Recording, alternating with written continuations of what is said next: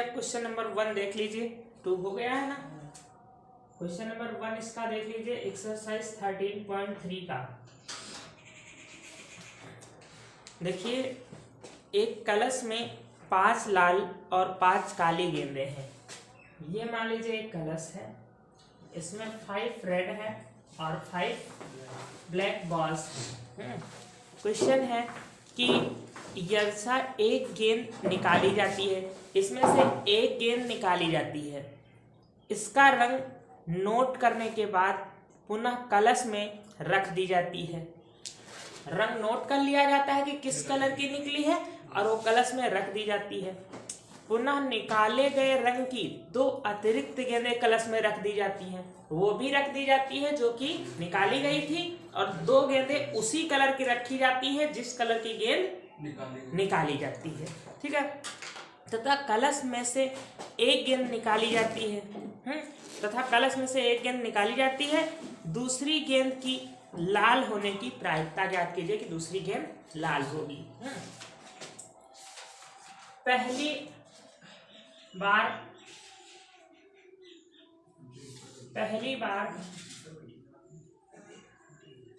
निकाली गई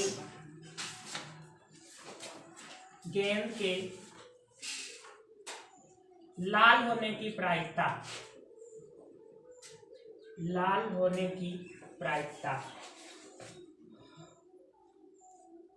जो पहली बार निकाली गई गेंद, उसकी लाल होने की प्रायिकता को अगर हम PR लिख रहे हैं तो ये क्या हो जाएगी, 5/10 1/2 हो जाएगी।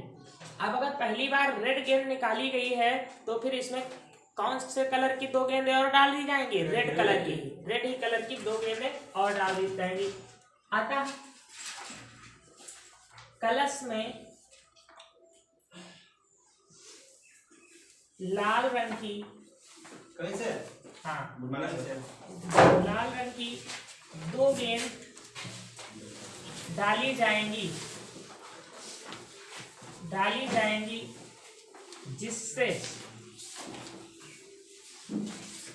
जिससे कलश में 7 लाल गेंद व 7 रेड व 5 कितनी हो जाएगी, ब्लैक गेंद हो जाएंगी। पहली बार निकाली गई गेंद के लाल होने की प्रायिकता, जो पहली बार गेंद निकाली गई है तो वह माना कैसी है, लाल है। पहली बार में निकाली गई गेंद माना कि लाल निकली हुई है। माना, चलो ये लिख देते हैं यहाँ पर, माना पहली बार निकाली गई गेंद के लाल होने की प्रायिकता ये हो गई है। ठीक है, पहली बार निकाली गई गेंद लाल है। लैंग्वेज थोड़ा सा चेंज कर ले। माना पहली बार निकाली गई गेंद लाल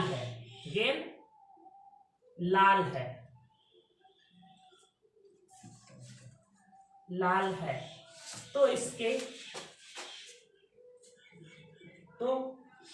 प्रायिकता ये हो गई। अब कहा गया है तो फिर निकाली गई दूसरी गेंद लाल है, इसकी क्या प्रायिकता होगी, तो फिर निकाली गई दूसरी गेंद लाल होगी, इसकी प्रायिकता निकालना है। दूसरी बार में निकाली गई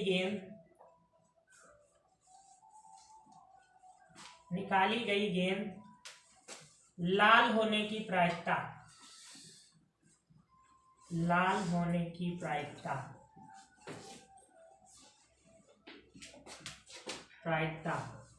इसको हम P' कर ले रहे हैं। तो अब कितनी हो जाएगी लाल निकालने की प्रायिकता, 7/12, क्योंकि लाल कितनी हो गई है, 7, और टोटल कितनी हो गई, 12 हो गई है। ये हो जाएगी। अब अगर पहले अटेम्प्ट में मान लीजिए काली गेंद निकलती, पहले अटेम्प्ट में हमने यहाँ क्या माना था कि पहली अटेम्प्ट में लाल गेंद निकली है तो 2 लाल मिलाई गई थी। अब अगर पहले अटेम्प्ट में काली गेंद निकल आती तो 2 काली मिलाई जाती। तो पहले यहाँ पर देख लीजिए, फिर लाल गेंद निकलने की प्रायिकता है कितनी, अतः लाल गेंद निकलने की प्रायिकता लाल गेंद निकलने की प्रायिकता, ये स्वतंत्र घटनाएं हैं, एक दूसरे से कोई इनका संबंध नहीं है। प्रायिकता बराबर हो जाएगी 1/2, 7/12, ये हो जाएगी 7/24। ठीक है, ये पहले हो गई लाल गेंद निकलने की प्रायिकता पहली कंडीशन में। अब यहाँ पर लिखा है, इसको कंडीशन में बांटते हैं। दूसरी कंडीशन क्या है, माना पहली बार में निकाली गई गेंद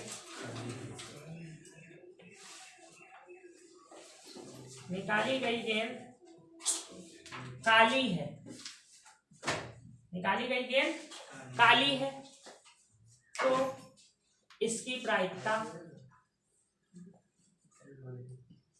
प्रायिकता पी ब्लैक कितनी हो जाएगी, 5/10 ही तो आएगी, 5 वो भी है, 1/2 हो जाएगी। तो अब इसमें कैसी दो गेंदें मिलाई जाएगी, काली की दो गेंदें मिलाई जाएंगी। अतः कलश में दो काली गेंद मिलाने पर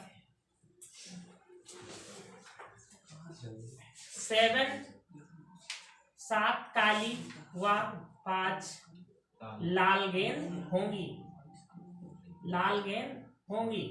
और प्रायिकता निकालनी है कि दूसरी रेड होने की प्रायिकता। अतः दूसरी बार में लाल गेंद होने की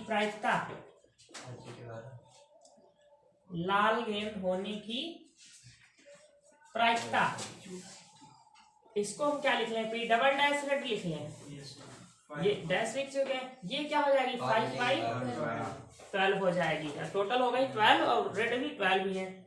अतः लाल गेंद होने की प्रायिकता, ये दोनों घटनाएं स्वतंत्र हैं, लाल गेंद होने की प्रायिकता बराबर आ जाएगी 1/2 एंड 5/12, स्वतंत्र घटनाएं हैं 5/24। तो दूसरी अटेम्प्ट में लाल गेंद होने की कुल प्रायिकता, दोनों घटनाओं को जोड़ लीजिए, वो पहली घटना हो गई, ये दूसरी बार की इवेंट हो गई। अतः दूसरी बार में लाल गेंद निकलने की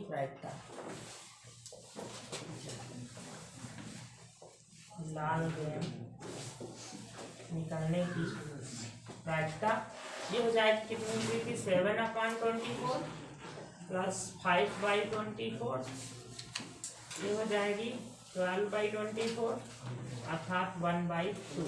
कहने का मतलब यहाँ से था कि कितने प्रकार से लाल गेंद निकाली जा सकती, जो कंडीशन यहाँ पर दे रखा था। तो दो भागों में क्वेश्चन तो बटना ही है कि पहली बार में अगर लाल निकलेगी तो दो गेंदें लाल मिलाई जाएंगी, पहली बार में अगर काली निकलेगी तो दो गेंदें काली मिलाई जाएगी। तो क्वेश्चन मान लीजिए यहाँ पर दो हो गए, दो भागों में क्वेश्चन आपका बट गया। तो पहला यहाँ पर तक निकल आया है, दूसरे अटेम्प्ट में लाल गेंद निकलने की प्रायिकता, और दूसरा यहाँ से शुरू होकर यहाँ तक निकला तो लाल गेंद निकलने की प्रायिकता। अब क्वेश्चन ही दो अलग अलग हो गए, तो दोनों प्रायिकता लास्ट में जोड़ ली जाएगी, ये बनेगा आपका। चलिए क्वेश्चन नंबर 3 देख लीजिए, बहुत ही इजी है, बस थोड़ा सा बताना है। यह ज्ञात है कि एक महाविद्यालय के छात्रों में से 60% छात्रावास में रहते हैं और 40% छात्रावास में नहीं रहते हैं। देखिए 60% विद्यार्थी जो होते हैं ये छात्रावास में रहते हैं, छात्रावास में, ठीक, और कितने परसेंट नहीं रहते हैं, 40%। छात्रावास में नहीं रहते हैं 40%। ये ट्री स्ट्रक्चर हम बनाएंगे, नहीं रहते हैं। पूर्ववर्ती वर्ष के परिणाम सूचित करते हैं कि छात्रावास में रहने वाले छात्रों में से 30% और छात्रावास में न रहने वालों में से 20% छात्रों ने ए ग्रेड प्राप्त किया है। देखो इसमें जितने रहते थे उसमें से 30% ने क्या प्राप्त किया है, ए ग्रेड। तो शेष बचे कितने 70%। 70% में कोई और ग्रेड अन्य ग्रेड प्राप्त किया होगा ना। अच्छा, जो छात्रावास में नहीं रहते हैं उनमें से कितनों ने ए ग्रेड प्राप्त किया है? छात्रावास में ना रहने वालों कितना है बताओ? 20%। 20% बच्चों ने ए ग्रेड प्राप्त किया है और जितने बचे होंगे शेष कितने 80% उन्होंने ए ग्रेड नहीं प्राप्त किया है, अर्थात अन्य कोई ग्रेड प्राप्त किया है। तो हम क्वेश्चन पे अब जाते हैं। वर्ष के अंत में महाविद्यालय के एक छात्र को यादृच्छा चुना गया। अचानक एक छात्र को चुना गया और यह पाया गया कि उसे ए ग्रेड मिला है।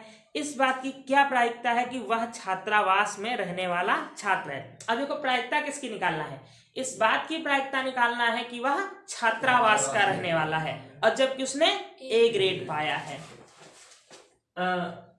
ए बराबर हम मान ले रहे हैं ए ग्रेड पाने वाला बच्चा, ए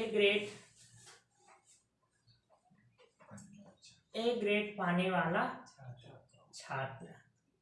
ए इवेंट हम मान ले रहे हैं, इवन इवेंट हम मान रहे हैं छात्रावास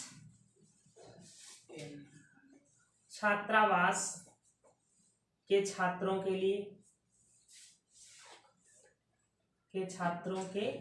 लिए और E2 हम मान रहे हैं छात्रावास में ना रहने वालों छात्रों के लिए, छात्रावास में नहीं रहने वाले छात्रों के लिए। पूरी लैंग्वेज लिख लेना, छात्रों के लिए। तो हम सबसे पहले तो यहाँ पर देखते हैं निकालना क्या है। हमको निकालना है, सबसे पहले क्वेश्चन को देखा करिए कि प्रायिकता निकालना है। इस बात की प्रायिकता कि वह छात्रावास में रहने वाला है जबकि उसने ए ग्रेड पाया हो। तो कंडीशनल है कि नहीं है? इस बात की प्रायिकता जबकि वह छात्रावास में रहने वाला बच्चा है और उसने ए ग्रेड पाया। इस बात की प्रायिकता ज्ञात कीजिए कि वह छात्रावास में रहता है और जबकि उसने ए ग्रेड पाया है। तो आपका बेस पर में लगाओगे तो आपका क्या बनता है? प्रोबेबिलिटी ऑफ वह छात्रावास का रहने वाला है, प्रोबेबिलिटी उसने ए ग्रेड पाया है जबकि वह अपन पहला स्टेप तो यही हो जाता है यहाँ पर into A/P upon E1 plus क्या बनता है? इवेंट 2 है ना, वह छात्रावास का नहीं रहने वाला है इनटू ए ग्रेड पाया है जबकि वह छात्रावास का नहीं रहने वाला। ये बनाना। तो ये जो छात्रावास का रहने वाला बच्चा है उसकी प्रोबेबिलिटी कितनी बन जाएगी? P(E1) जब परसेंटेज दिया होता है तो 100 में से 60। समझ गया ना? चाहे इसको आप लिख लो 0 जैसे में कितना 6 लिख लो। अब ये E2 ये 40% है जिसका मतलब 100 में से 40, तो कितना लिख लें डायरेक्ट 0.4 या ऐसे लिख लेते हैं 0.4 भी लिख सकते हैं जैसे इसको लिख लिया। अब यहाँ पर देखिए ए ग्रेड पाने वालों की प्रायिकता जबकि वह छात्रावास का है, तो यहाँ से हमको क्या निकालना है? प्रोबेबिलिटी ऑफ ए जबकि वह कहाँ का है? छात्रावास का है। तो कितना निकलेगा? 0.3 निकलेगा। डायरेक्ट समझ रहे हो? 0.3 100 से इसको डिवाइड कर देना है। यहाँ पर ए ग्रेड पाने वालों की प्रोबेबिलिटी जबकि वह छात्रावास में नहीं रहता है 0.2।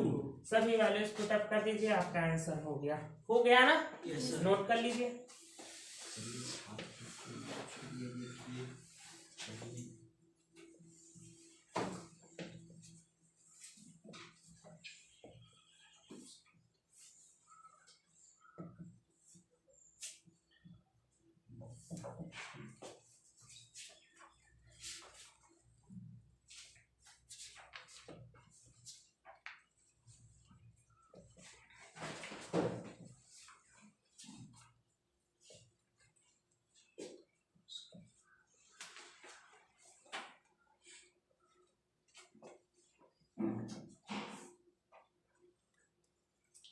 15 और ये 8 जुड़ेगा, इसमें हो जाएगा 26।